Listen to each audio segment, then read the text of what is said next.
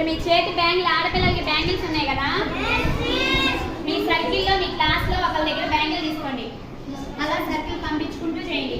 ఈ బ్యాంగిల్ ఉంది కదా,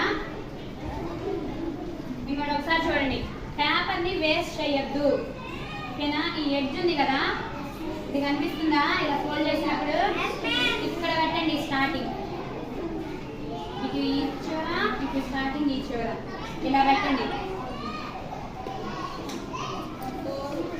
సమానం ఉండాలి, ఇలా నేను ఫోల్డ్ చేసి ఇస్తాను, ఓకేనా?